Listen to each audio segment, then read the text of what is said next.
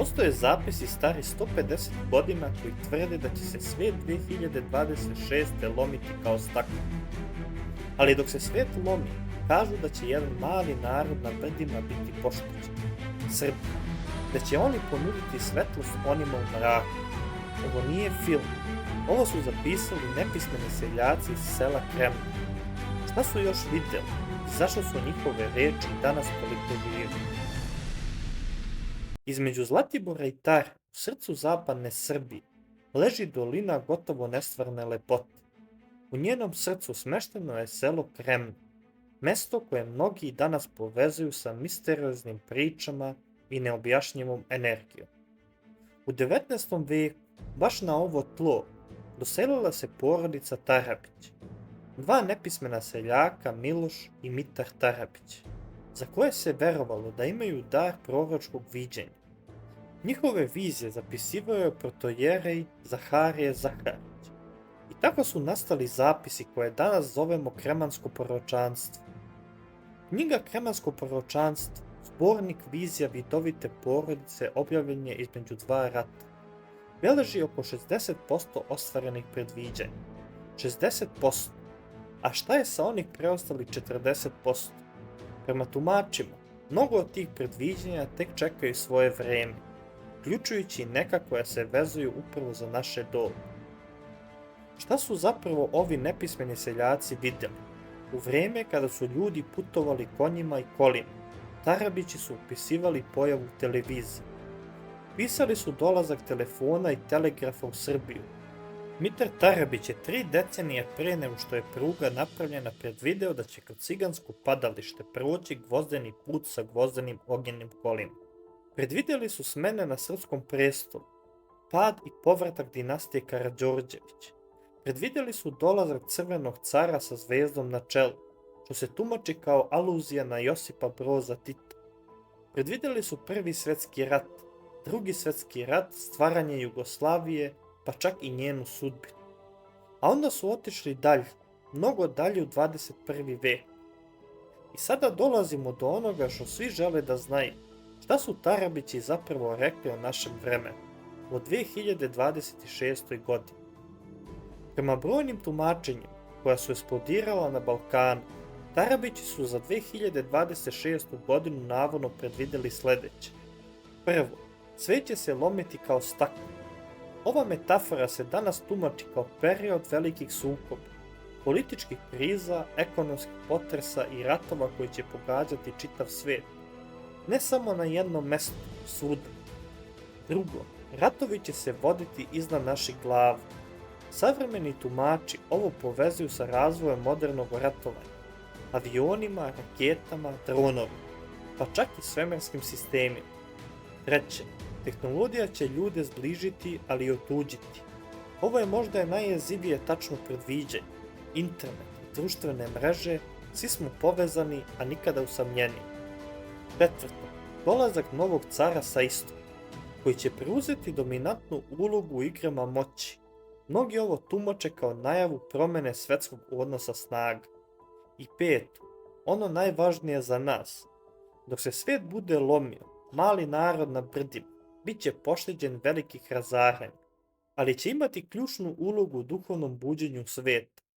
Srbija će, kako kažu, ponuditi svetlost onima koji su u mraku. Ovu rečenicu mnogi tumače kao sliku Srbije koja se izdigla iznad nevolja.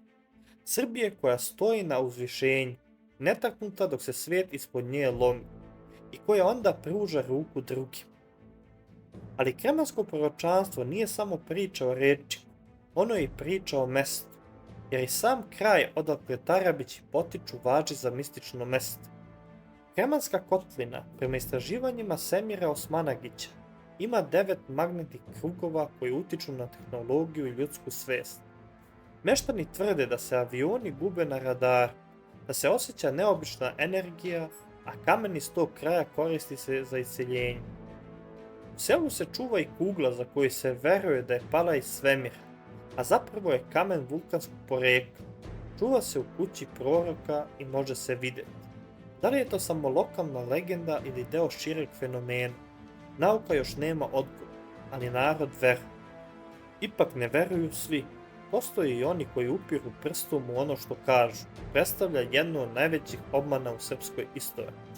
Kremansko proročanstvo je od samog početka korišćeno kao sredstvo političkog obračuna između Obrenovićevaca i Karađorđevićevaca. Nije to bila samo priča o budućnosti, bila je to priča o tome ko je predodređen da vlada. Istraživači su godinama pokušavali da provere autentičnost ovih dokumenata. Centralno pitanje je jednostavno. Da li su proročanstva zaista izrečena pre događaja koje opisuju, ili su naknadno prilagođavane? Tumač proročanstva Dragan Pjević iz Kremne kaže da ono što je napisano u njihovoj prvoj knjizi sada se može povezati sa nekim događajem. Veliko je saglasje, piše prorok u Trećem svetskom ratu, a kremansko proročanstvo je dalo svoje viđenje. Neki za njegov početak smatraju čak i kobnu 1999. godinu, kada je napadnut srpski narod i rečeno je da će se voditi u etapama. Da li je ovo sada jedno od njih, veliko je pitanje.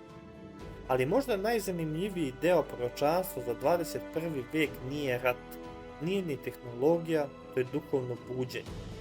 Tarabići su navodno govorili o vremenu kada će se ljudi vratiti veri, kada će shvatiti da im tehnologija ne može dati ono što im daje molitva, kada će se mali narod na brdima setiti ko je i odakle.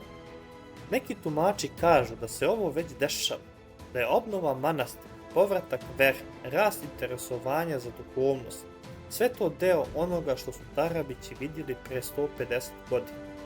Neke događaje u 2026.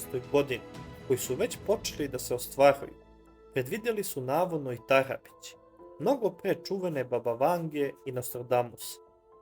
Prošlo je 150 godina, a reči dva nepismena seljaka iz sela Kremna i dalje odzvanjaju, i dalje se tumače i dalje bude nadu.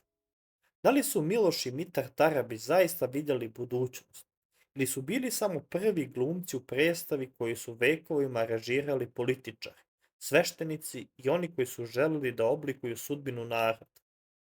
Oko 60% onoga što su zapisali ostvarilo se, a šta je sa preostali 40%? Tu spada i 2026. godina. Možda je istina negde između, možda su Tarabići zaista nešto vidjeli, a možda su samo razumeli ono što je svaki Srbin znao vekovima, da ovaj narod ne može da nestane, da će uvek biti neko ko će ponuditi svetlost onima u mraku. Šta vi mislite? Jesu li Tarabići zaista bili proroci? Da li je 2026. godina zaista godina velikog loma ili velikog buđenja? I da li verujete da će Srbija zaista ponuditi svetlost onima u mraku? Pišite u komentare.